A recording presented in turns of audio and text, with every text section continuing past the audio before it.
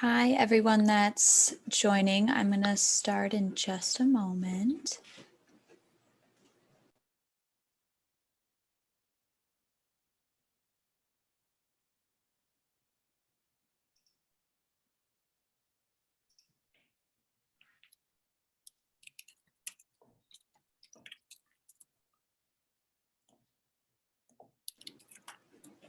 All right, I think we're gonna get started. Thank you all for joining us for this Lunch and Learn webinar today. My name is Justice and I am the Community Outreach Intern with MadiSUN. In just a moment, I'll pass it over to my colleague Sam Danivsky, who will be leading this presentation. The presentation will be about 30 minutes and will feature one of our installers, Arch Electric. Then we'll leave time at the end for an open question session. If you do have questions throughout the presentation though, feel free to put them in the chat, use the Q&A function or the raise hand function. All of those should be options on your menu bar in Zoom. We are recording this and it will be posted to our events page if you wish to rewatch or share any portion of it. And with that, I'll pass over to my colleague, Sam. Thanks, Justice. Sorry, I had a little snafu there with the presentation. I hope everyone can see this okay now. Thank you so much for joining us today. This is the third webinar in our series of informational webinars about the MadiSUN program and kind of about home solar in general. So I am Sam Danivsky. I am the Distributed Resources Director here at Renew Wisconsin. Renew Wisconsin is a renewable energy advocacy organization. We do policy programs and educational work on renewable energy across the state of Wisconsin. We're based in Madison, but our work certainly extends all over the state. And I also manage, we should say at Renew, administer the MadiSUN group buy on behalf of the City of Madison. So this is a city funded program. It's the City of Madison Solar Energy Program. Thankfully this year, we actually have received some financial assistance from Dane County to make this program available for residents and homeowners all over Dane County. So it's really exciting. And because of that, we actually have some co-hosts today from the village of Cottage Grove. Katie Milcheski is joining me today. I'm gonna let her talk a little bit more about what Cottage Grove is doing in just a minute, but I just kind of wanted to lay out today's agenda. So we're gonna start out talking a little bit about how solar works, kind of the processes, a little bit about the engineering, and some of the policies as well in terms of how the solar relates to how it interacts with the utility and with the grid. We're going to talk about, does solar make sense for me? For you, I should say, not for me. Does solar make sense for each of us individually? We'll lay out kind of how, why it made sense for us, why it made sense for some people and maybe not for other folks. And then we'll go into some economics and incentives. We have a cost exercise to kind of give you an idea of, what solar for your home might cost. Then we'll go over kind of the process in general and the next steps, and then we'll finish up with a Q&A session. Also being joined today by my friend Stanley Minnick. Stanley works for Arch Electric, which is one of our 3 solar installers. We're going to talk about that in a little bit coming up as well. But first, I want to give the floor over to Katie. Katie is a member of the, I'm sorry, Katie, I'm going to mess this up with the Sustainability Committee with the Village of Cottage Grove. That probably has a more official name, but you can correct me. She's going to talk a little bit about some of the things that Cottage Grove has had and kind of how that relates to the MadiSUN program. So Katie, you can go ahead and take it away. All right, thank you, Sam. My name is Katie Milcheski. I am a member of the Village of Cottage Grove Ad Hoc Sustainability Committee. We were formed in 2020. We had one in-person meeting right before COVID hit, but fortunately we've been able to stay active throughout the pandemic with monthly virtual meetings. And in the last year, we've set a lot of groundwork to plan initiatives and keep Cottage Grove going in a sustainable and energy and environmental conscious way. So we recently passed a resolution with a number of different sustainability and energy efficiency and renewable energy tasks for ourselves. And we were fortunate that the village board supported this and they approved it. One of those things would be to have a 50% reduction in our net energy usage by 2030, which sounds like kind of a long ways away, but it really isn't. So in order to hit that target, we need to start working now. And then we also have a 100% goal by 2040, just to keep that momentum going. So we realize that it's a lot of work, and we have several different processes to help reach our goal. We want to target village-owned operations. So we have evaluated the feasibility of energy efficiency projects as well as solar projects. And then we are going to prioritize them, starting with sort of the low-hanging fruit, and then moving into those that have the best, most long-lasting environmental impact, preferably those that have a positive impact for the taxpayer. So if it saves money for the taxpayer in the long run, that's awesome. But we also want to target homeowners and business owners in our community and help give them some guidelines for what they can do for their homes and what they can do for their businesses. And an obvious choice for us was to partner with or support Renew Wisconsin and the MadiSUN program and help to extend this program into Cottage Grove. I'm a resident of Cottage Grove. I've driven around and seen quite a few solar installations on homes, but obviously I want to see a lot more. So anything we can do to help get the word out would just be awesome. So that is, yeah, that's kind of the gist of who we are and what we're doing. Great, thanks so much, Katie. It's really great to see, all these other communities around Madison really, picking up the baton and helping us carry it forward. Because as you know, and as we all know, I think there's a lot of energy resources here that we need to transition over from fossil fuels to renewable energy. So I just want to also point out, kind of before we get started here, there are a lot of benefits to joining a group buy. One of that, the main one is that, we simplify the process. We reach out and we will look for experienced, reputable solar contractors to install these systems. We collect a lot of homeowners together at the same time. By doing that, we're able to, kind of bring the price down a little bit. So we are able to get folks a great price, not necessarily the lowest price, as Stanley will tell me, because that's not necessarily always what we're looking for, right? We're not always looking for the cheapest thing, right? But we get a great price, you get a great installer as well. And then we also provide education, consulting service, an extra layer of customer support along the way as well. In general, we just try to make it as easy as possible for the homeowner to figure out how solar works, because a lot of us, not really familiar with solar, certainly not familiar with the buying process of solar. So just wanted to kind of lay that out for you, kind of set the stage here. I also want to talk a little bit about how solar works. And I'm a little bit nervous because I have a couple of installers with me and they're, know a lot more about this than I do, but I'm going to try to lay it out here as best I can.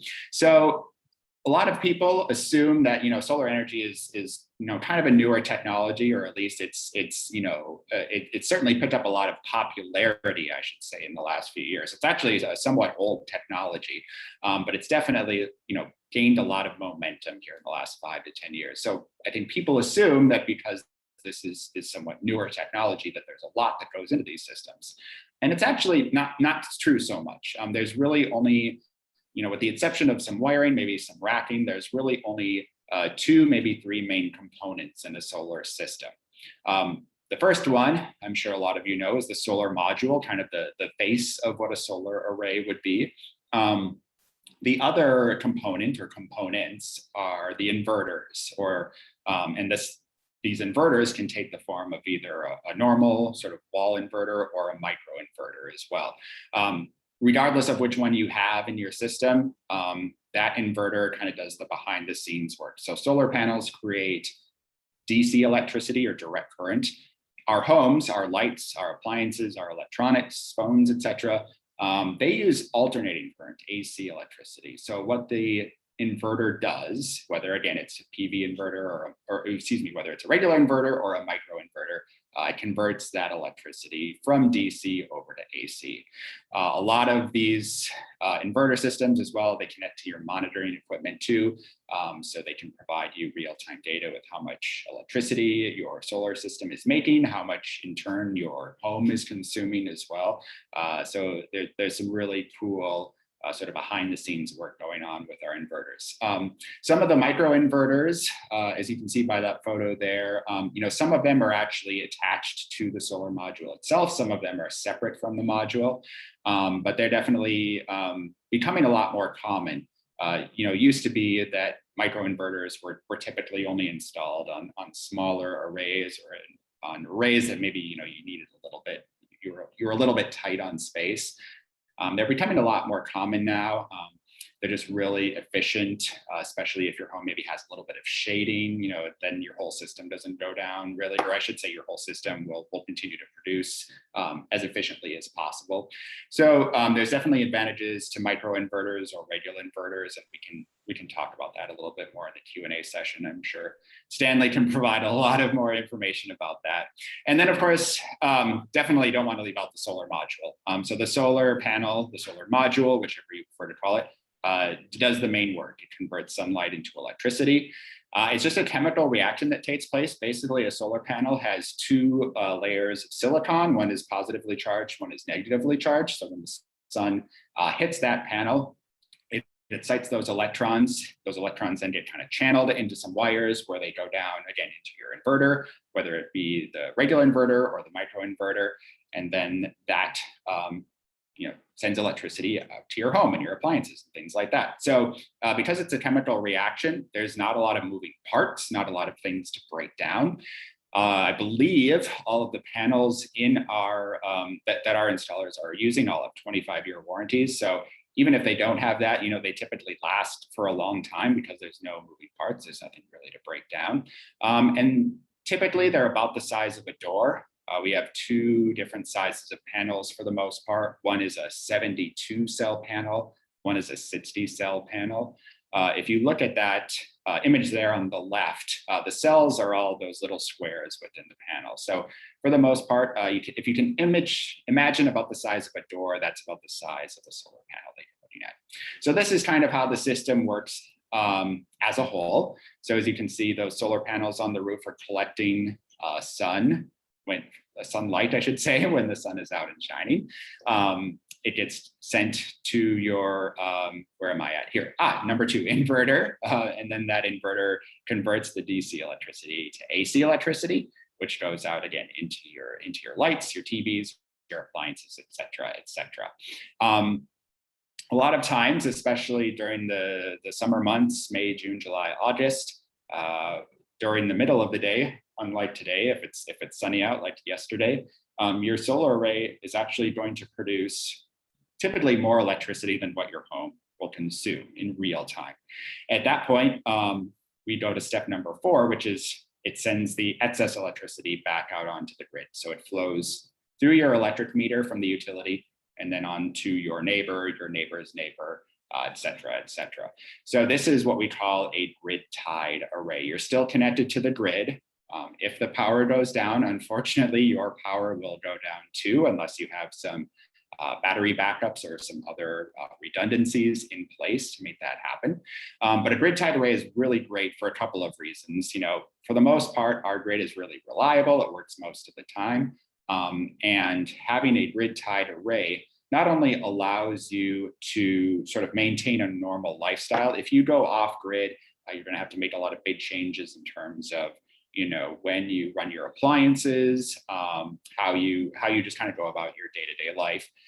When you have a grid-tied array, you don't really have to do that. There's no way for you to tell when you're watching TV, for instance, if your electrons are coming from the sun or if they're coming from the grid. So a grid-tied array, not only allows you to kind of maintain absolutely normal lifestyle, but it also allows you to reap the economic benefits of that extra solar energy you produce. So when that excess electricity goes out onto the grid, you get a credit for it. At night, when the sun is not shining enough to offset all of your needs, you'll pull in electricity off the grid. So it'll come back here through for number 5. utility power will, the utility, excuse me, will power you, through the night or through other times when your solar array is not making enough electricity. And at that point, your meter will basically dial back forward, and you, at the end of the month, will pay whatever the net of that meter is. And that's what we call net metering. Hopefully this fun animation here will maybe make a little bit more sense for that. So, as you can see, during the daytime, your meter will run backwards when you are putting excess electricity and electrons onto the grid. And then at night, when you have to pull in electricity, your meter will dial forward again. I like to use the analogy for net metering of phone minutes for cell phones, although that's becoming an antiquated analogy at this point. But essentially, you can kind of think of it as like rollover electricity. So you can roll over those electrons, that energy, that electricity, excuse me, that you're not always using during the middle of the day when your solar array is working, and you can use it during the nighttime period or the periods of the day when the sun may not be shining enough to offset your needs. I have another example here. This might hopefully paint a little clearer picture for everyone. So this is a example throughout the day of a real person's solar array and how their energy production is interacting with their energy consumption. So the area shaded in red, that's where this person's home is consuming electricity sort of in real time, or at least by the hour. The area in green, as you can see, that's the solar production. So the solar array kicks in around 7 o'clock or so in the morning, continues to increase its capacity here until a little after noon. And then, as the sun starts to set in the afternoon, then that production ramps down until the sun sets at night.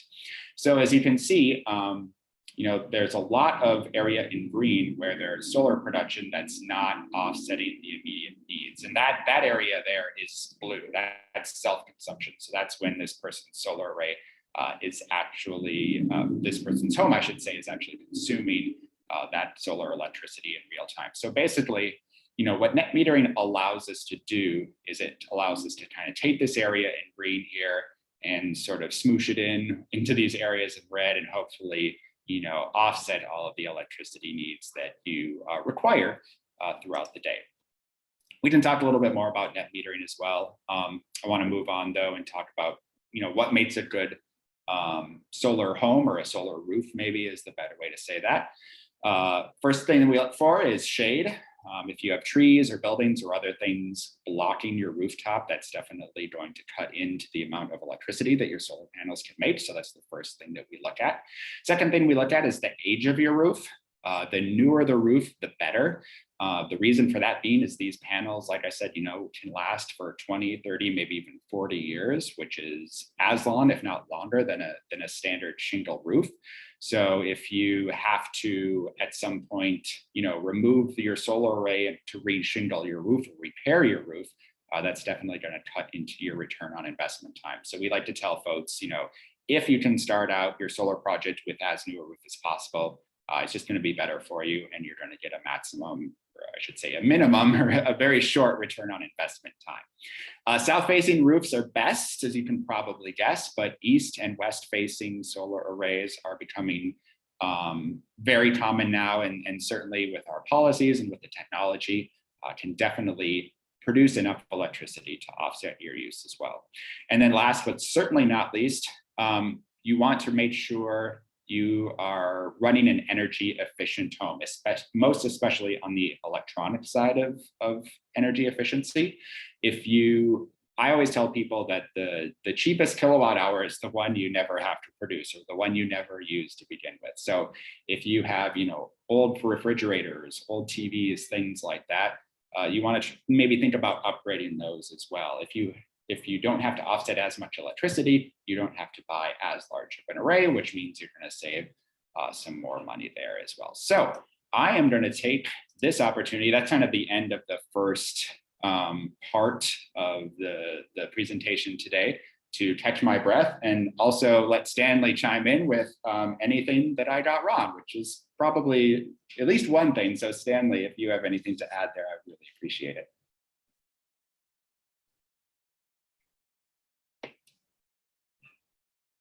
Oh, Stanley, I think you're muted. Thank you. I've never been on a virtual meeting before, apparently.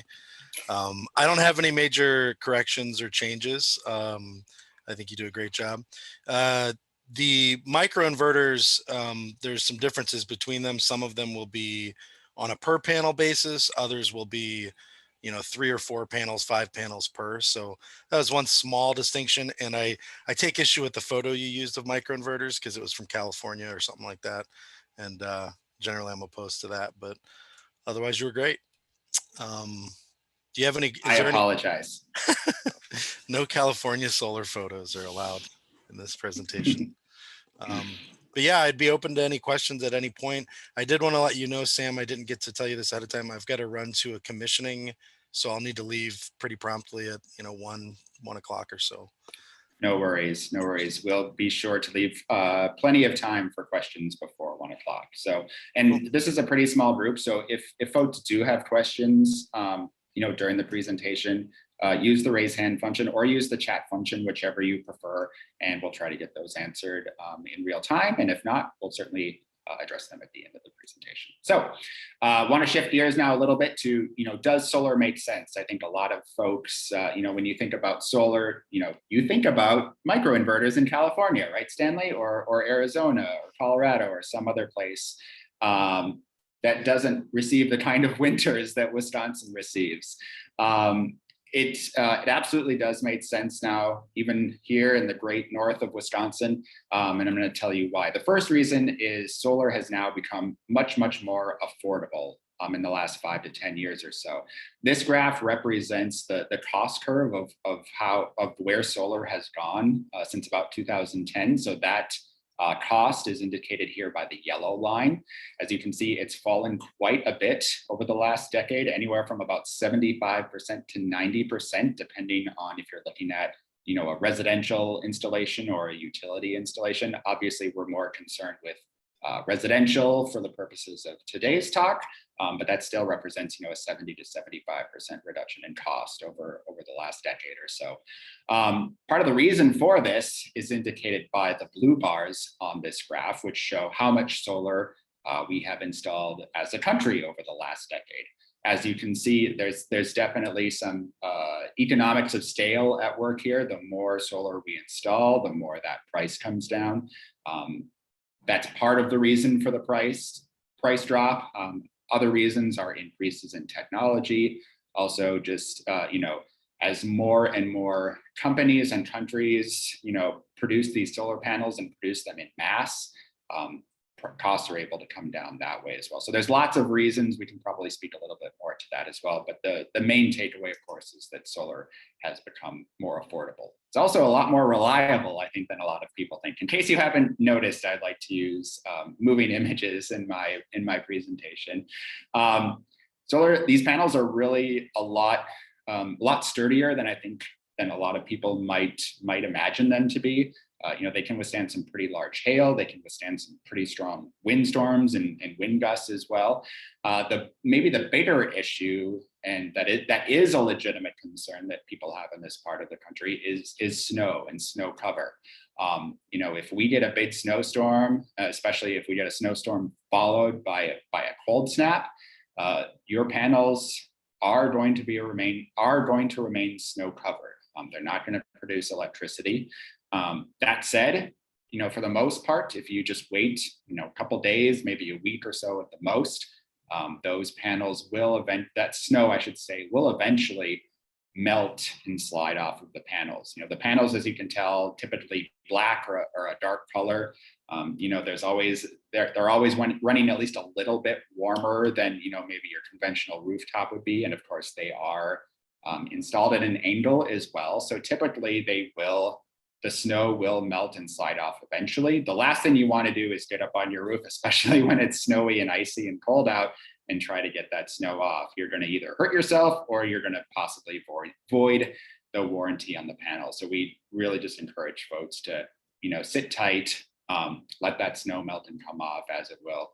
Our installers now actually factor that into their proposal when they tell you how much electricity your panels are going to make throughout the year. So you don't have to, certain years are going to be better or worse for panels. We've seen that regardless of snow cover. It can just be, what kind of weather patterns we're in, if it's a sunny weather pattern or not. But snow is definitely a concern, but I think not as much of a concern as what some people think. Another great reason to install solar is we create jobs. Stanley just was telling me last week they had to post another job at his company because there's so many people that want to go solar, and these are jobs that we absolutely cannot outsource, cannot source out to automation as well. So as you can see, the graph for where jobs have gone in the last 10 years really mirrors those installation numbers, and also, I guess I should say, reflects a little bit what the cost is on too. So as we do more solar installations, obviously we need to add more workers as well. And home solar is no different than utility scale solar or any other kind of solar as well. Another reason why it's really good to do a home solar system is it will increase the value of your home. This was a study done from the National Renewable Energy Laboratory in Colorado.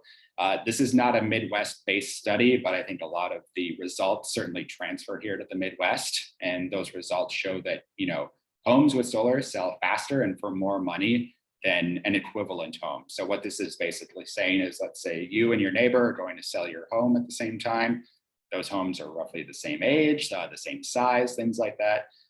If your home has solar on it, it's going to sell faster and for more money than your neighbor. So definitely something important to think about there. It's going to add value to your home, and it made sense because if you're a prospective home buyer and you're looking at costs, overall costs, you're certainly going to look at a home that maybe only has a $20 per month energy bill as opposed to a $100 per month energy bill or something like that. So those are kind of the motivating factors to go in solar. Now we're going to get to the part that I think everybody's interested in, and that is the economics and some of the rebates and incentives behind solar as well. So the first incentive that I want to talk about is through the Focus on Energy program. If you are not aware of this program, I definitely encourage you to check it out once the presentation is over. Focus on Energy is great. They have all sorts of energy efficiency programs, from free light bulbs to rebates for solar installations. And that's why we're talking about them today. So if you qualify for a rebate through them, there are some qualifying criteria. You have to be facing within 90 degrees of due south, which basically means from about due west all the way down to due south, and then kind of back over to due east, basically anything from that 180 degree downward orientation. And then you also have to be less than 10% shaded as well. So, but if you qualify for that, there is some money to gain there as well. If you happen to live in a rural residence, you can get up to $1,000 for a rebate. In order to qualify for that, you have to be in certain zip codes. I do not have those off the top of my head, but we can certainly put those in the chat later on. The other big incentive that a lot of people are interested in, that a lot of folks look at, is the solar investment tax credit. So this is a tax credit from the federal government that you get for installing a solar system. And right now that tax credit is at 26% of the cost of your entire system. In 2019, it actually used to be 30% of the cost of your system. It was scheduled to decrease each year until it ran out. Thankfully, in December of last year, those tax credits were extended. So they were extended at the 26% level from 2020 onto 2021 and onto next year for 2022 as well. So that's really great. Then they sort of resume their ramp down schedule. So in 2023, they'll get reduced to 22%. And then in 2024, unless Congress takes additional actions, they will go away, unfortunately, for residential systems. So this is a big piece of the pie, so to speak, if you're looking for ways to kind of cut some of the costs, some of the upfront costs, I should say, on solar. 26% is a pretty sizable margin, so you definitely want to think about that when you're factoring in the total cost. I should point out too that when you do purchase a system, you do have to purchase it for the total amount. So these tax credits will come when you file your income taxes the next year. So for instance, if you were to install a solar array this year, that tax credit would come off of your 2022 tax return. So something to keep in mind there as well, but definitely a big way to again, reduce sort of your out-of-pocket cost for a solar array. So now that we know some of the investments, or excuse me, some of the incentives and some of the rebates that are available, we can do a cost exercise to kind of give folks a ballpark figure of what a solar array might cost. So the average system size for a residential solar array in Wisconsin is about 5 kilowatts. I think it's actually a little bit smaller than that, kind of in the Madison area here. But if we take a 5 kilowatt array, general average, it's going to be a little under $15,000. It depends, of course, on the exact size of your system. It also depends upon which solar contractor you go with. This year, really exciting. We have 3 solar contractors that we are partnering with this year. So you can actually pick and choose, even within our group buy, which company you want to go with. And based on that, it will determine different system costs as well. So a little under 14,000 is, or excuse me, a little under 15,000 is sort of the upfront cost for your system. If you qualify for a Focus on Energy rebate, that takes $500 off. If you qualify for the tax credits as well, that takes an additional $3,600 off, which leaves us with an out-of-pocket cost for, again, this sort of hypothetical 5 kilowatt system at a little over $10,000. So, the costs, like I said, have come down a lot in the last decade or so, but certainly still some pretty substantial investment here. So this is another reason why we really want to highlight the fact that you should go and get multiple quotes for these systems, because this is a substantial investment for your home, and you should definitely have all the information possible on hand before you make that decision. I also want to point out one other thing about the tax credits. If you don't pay enough in federal income taxes, say this is your exact situation here. Let's say you only pay in $1,000 every year for your federal income taxes. What you can do is you won't be able to get back all $3,640 of that right away. But what you can do is you can roll it over from year to year. So in the first year, you would get 1,000. In the second year, you would get another 1,000, so on and so forth, until that tax credit is sort of eaten up, or your tax credit is appetite is satisfied, I guess is what I would say there. Are there any questions, Justice? I can't really see the chat and if there are hands up. So I just wanted to know if there's any questions on this or anything else for that matter. Yeah, I don't see any questions at the moment. I did just put the rural zip codes in the chat, but I'll just remind folks, yeah, feel free to use the chat function or the raise hand function. You do all have the capability to unmute yourselves if you have a question. Great, thanks. So now that we kind of have a hypothetical system cost, we can actually calculate the value for our home solar array. So if we take again that average or that hypothetical 5 kilowatt system, and we multiply it by a average annual production time. So typically in Wisconsin, we average about 1,300 hours of sort of usable sunlight each year. Obviously, that exact number is going to change from year to year, from month to month, even from day to day. But that's kind of the average that we go with. So that 1,300 hours times 5 kilowatts, a 5 kilowatt solar array, gets us about 6,500 kilowatt hours of electricity production each year. And I am worried now that looking at these charts, I think I have my utility costs update or up to date. But if we, most of the folks here are going to be either looking at Madison gas and electric rates or Alliant rates. Possibly, I don't know, maybe Katie, you might be able to tell me if any Cottage Grove folks are on We Energies. We're on Alliant. You're on Alliant too. Okay, great. So what we can do with that is we can kind of take those residential rates and then apply them to that 6,500 kilowatt hours. So if we again take that same hypothetical 5 kilowatt array, In Madison Gas and Electric territory, that equates to about $800 of savings per year. Again, of course, it depends on exactly how many sunny hours we get during the year. If you're in Alliant territory, it's going to work out to about a $700 annual savings on your electric bill. And if you're in a municipal or a co-op utility, like a Sun Prairie Municipal or maybe Wanatee, that equates to about a $600 average savings on your electricity bill as well. So when we know that, we can actually calculate sort of a ROI, or a return on investment. So just this kind of simple payback, multiplying your, or I should say dividing the cost of your array by that figure, that $800 per year if you're in MGD territory, basically equates to about a 10-year payback. Again, these are just hypotheticals. This is just a very broad brushed kind of way to tell you about how long it's going to take for you to pay off your system.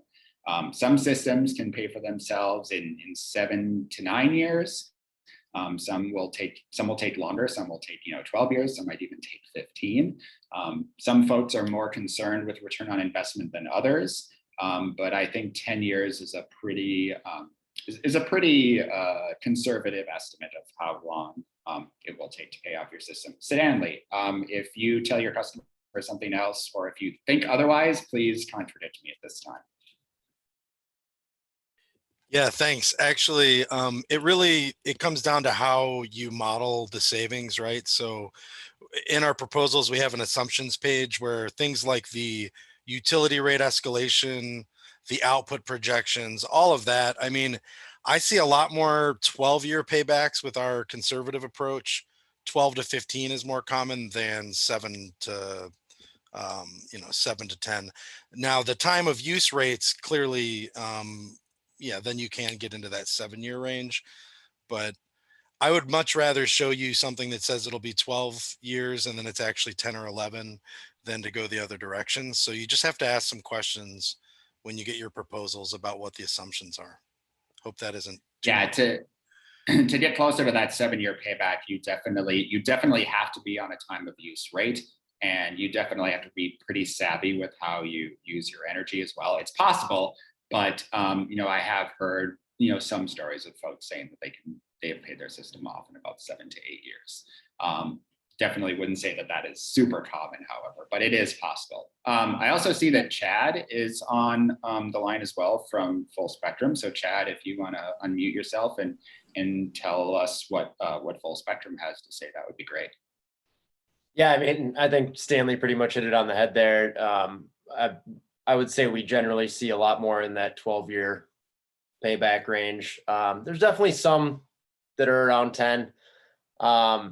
The 7, you certainly need to be on time of use. And the last time I looked at MG&E's time of use, it's their hours are quite late in the afternoon for the off-peak periods. So it's personally for me, it'd be difficult to make the lifestyle adjustment to adjust to that time of use metering.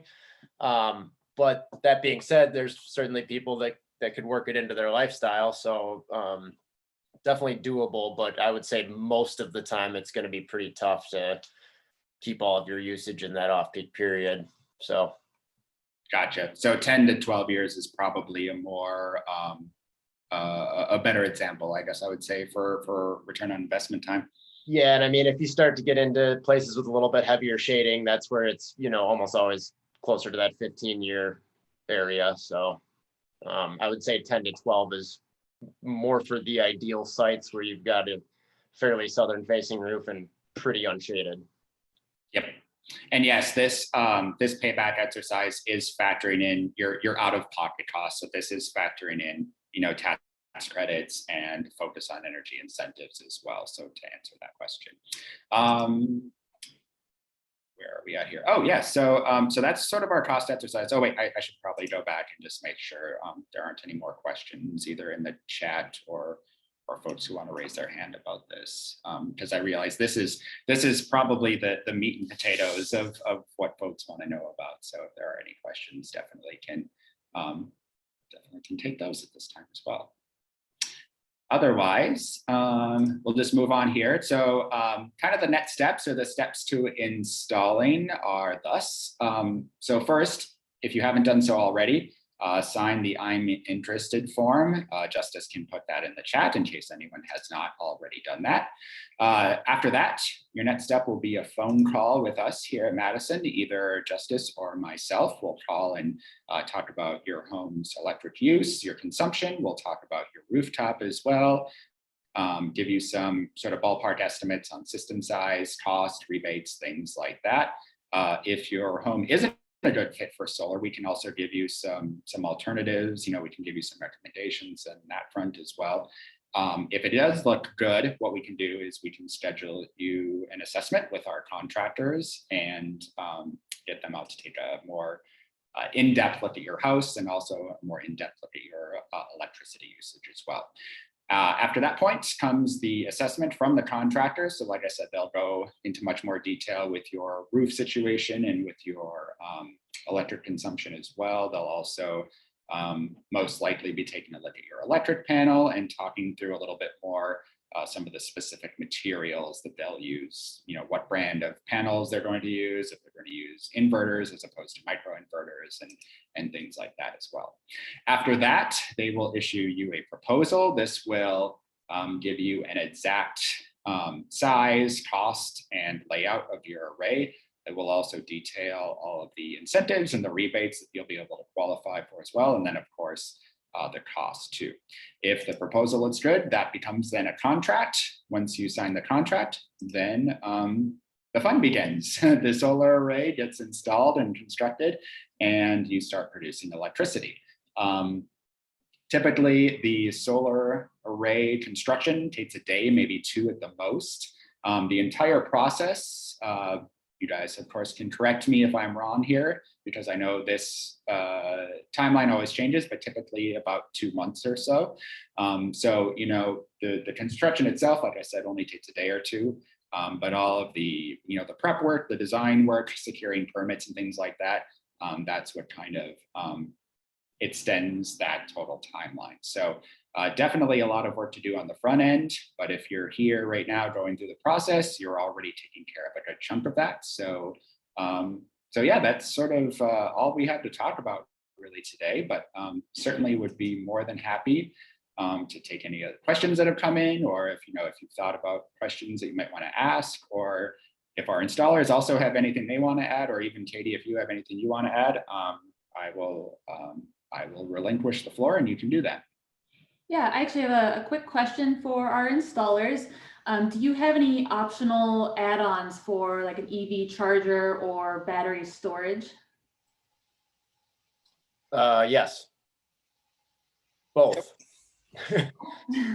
Yeah, we can do Generac, Enphase, and Tesla battery options, and then car chargers. It's kind of homeowner's choice, really, what they're most comfortable with. And typically, though, just to level with you on that, any electrician can install a charger. And if you've got a good electrician, and you want to save a few bucks, you might be able to go that route. Certainly, we're happy to do it when we're there, though. Wonderful, thank you. I would pretty much say the exact same thing. Yeah. Yeah, and I just want to point out too, EV chargers and fast charging is kind of all the rage right now, right? But it's important to point out that a lot of electric vehicle charging, if you have an electric vehicle, is going to be done at home and overnight. So you don't necessarily need a DC fast charger for that operation. You can really just plug it in and it will charge overnight, and you don't even really have to think about it. But definitely, if you are thinking about purchasing an electric vehicle, that is something our installers can take into account as well. So that would just be, adding on maybe a few panels to offsetting that extra electricity that you're going to consume from your electric vehicle as well. Yeah, that's a really good point, Sam, if I could follow up. The idea of where your consumption was last year might not be where it'll be in future years. And depending on if you're an Alliant or MG&E, you can approach that system sizing a little bit differently. So don't want to get too far into the weeds because people just ate and numbers tend to upset stomachs. But overall, if you're going to add an electric vehicle, a typical electric vehicle, you could see 3,000 additional kilowatt hours a year to travel around 10,000 miles. So for some folks, that would be almost, 50% increase in their consumption. For other homes that have a lot of electric use already, it's a little bit smaller portion, but definitely something we can factor in.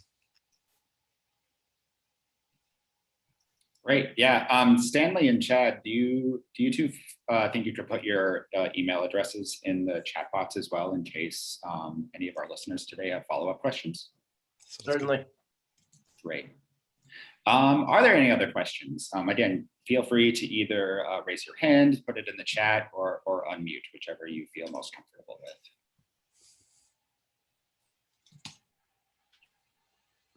Sam, I'm also going to put our financing option links in the chat as well, if anyone's interested. Thank you, Justice. That is a really important piece of the puzzle that I would like to talk about. It's maybe a misconception that folks think that, they see that $10,000 price tag and assume they have to have that, sitting in their bank account. That is not necessarily the case. There are multiple options now for financing. You can do something as simple as, you can still continue to pay, out of pocket or out of cash for it, or with cash if you like. A lot of folks now do a home refinance loan, especially if they're thinking of doing other things like, maybe upgrading your roof or doing other projects as well. So that's another option. And now we have two different sort of solar specific loans with different financing institutions. One is the Clean Energy Credit Union, and another is Green Penny Bank. Green Penny is actually located in Northeast Iowa. So relatively local, and they definitely have folks sitting or waiting to hear from you, and they actually prefer, they've said, phone calls as well. So they can definitely walk you through the process and tell you how it's going to work. They have a few different options depending on, what works best for you. They can even give you, they can do different loans, whether you're looking to do the whole project, whether you're looking to do the tax credits first and then the rest of the project cost later. So there's lots of options for financing. We at MadiSUN just want to make sure you have those options. We do not necessarily care which selection you choose to pay for your system, but we just want to make sure that everyone understands that there's lots of different ways that you can pay for these systems, which makes it even more accessible to more folks out there as well.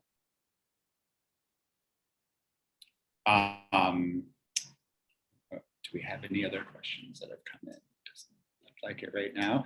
I actually had a question for you guys about the panels themselves. I've seen a few folks recently who had systems that were designed back in 2010 or even earlier that have now upgraded to new systems. So their panels, while they still have a lot of life left in them, are quite small. And I'm not talking about their footprint, I'm talking about their capacity. My coworker, for instance, actually brought in some panels from his installation that he upgraded last year.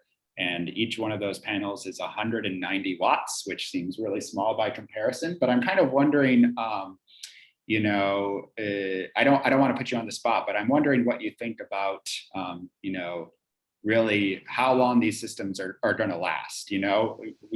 Like I said, that system that my coworker has still works and it was doing just fine, but he thought it was better to actually upgrade now. And I'm just kind of wondering what you guys are seeing in trends of, how often people are updating their systems.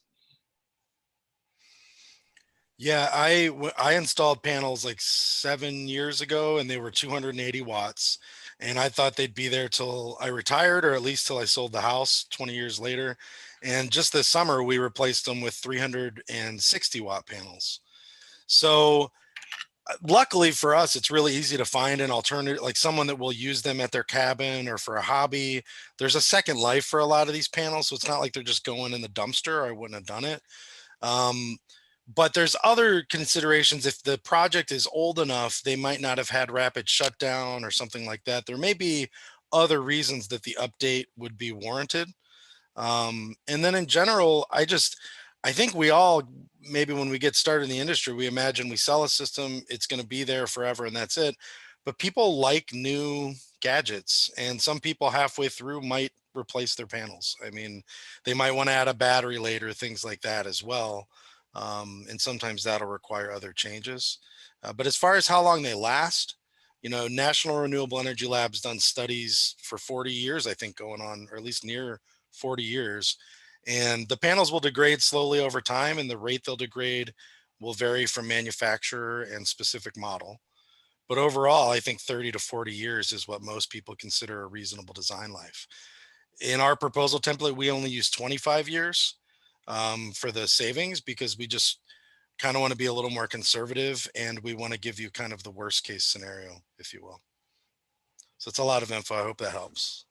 Yeah, that's pretty much the same way we do it. We use a 25-year lifespan for the system. Mainly that's when the warranties all run out on a lot of the components. So that's one of the reasons we do it that way. But yeah, I mean, I wouldn't be surprised if the panels keep working for 40 years. They might only be outputting 50, 60% of their initial rating, but they'll still be producing power. Yeah, I mean, I think some people just like Stanley was saying, just want new ones because the technology gets better over time, and they don't want to wait for their old ones to completely run out of life before they upgrade. So, same reason you buy a new car when your last one only has 50,000 miles on it. I mean, it's not like you're taking it straight to the demo derby or throwing right, it in the right. landfill when you're done, right? Yeah. Yeah.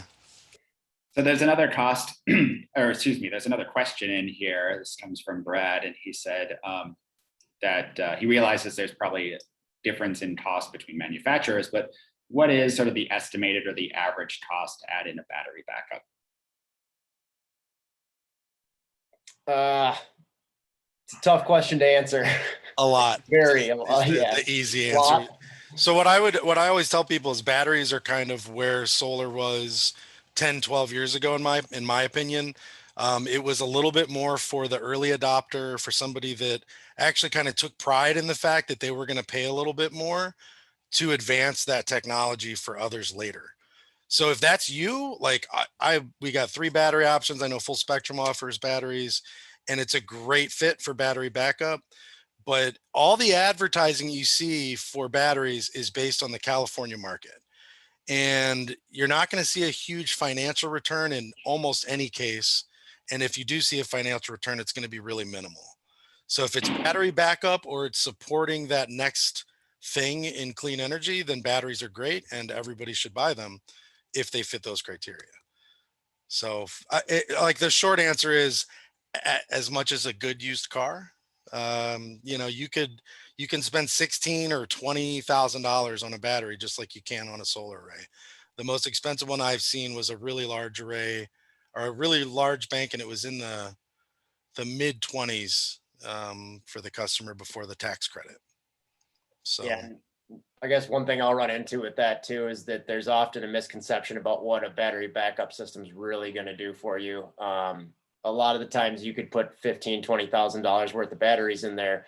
You're not going to be able to run your entire home off of that for a week. hot tub. Yeah. Yeah. You have to, you can run specific appliances for a, period of time. And that's assuming that you've got sun shining almost every day to recharge these batteries too. So a lot of the times, people are thinking, hey, let's go off grid. It's not necessarily that simple. So.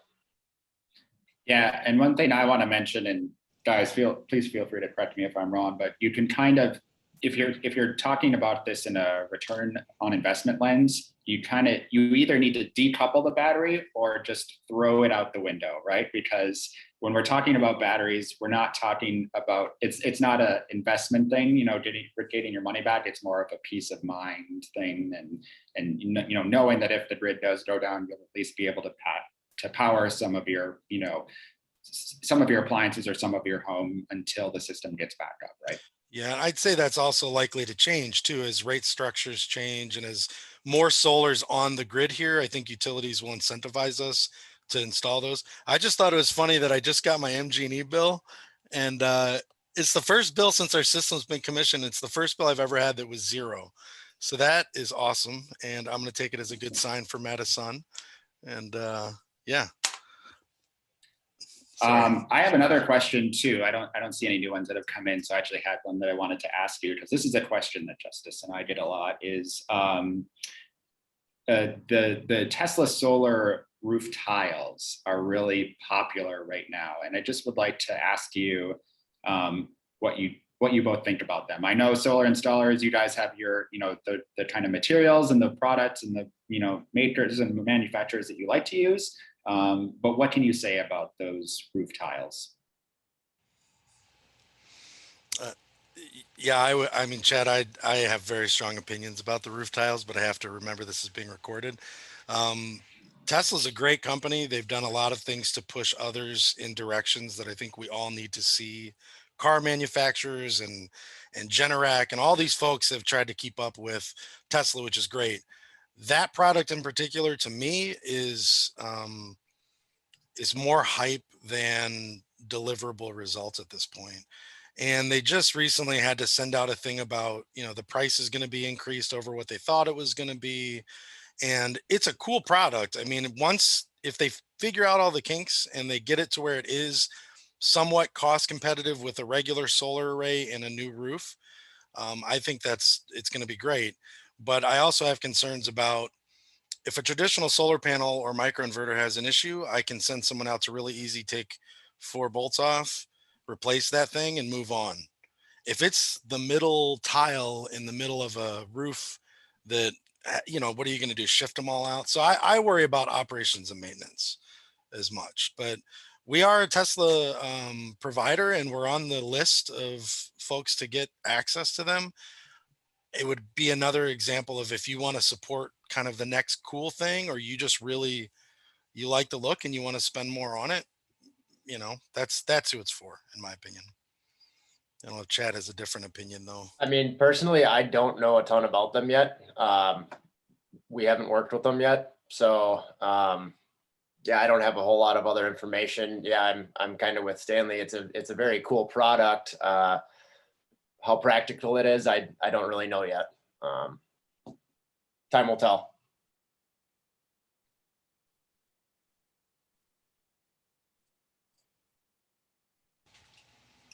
I also apparently have never done a Zoom before. So I just wanted to say, we're getting kind of close to the end of the discussion today. And I know some folks have to run, and I want to be respectful of everyone's time.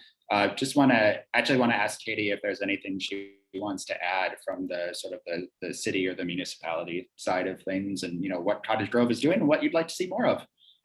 Yeah, no, I think everyone gave a lot of really insightful information, and this aligns perfectly with what we're doing with our short-term goals, our long-term goals of really promoting sustainability projects on the whole, renewable energy specifically.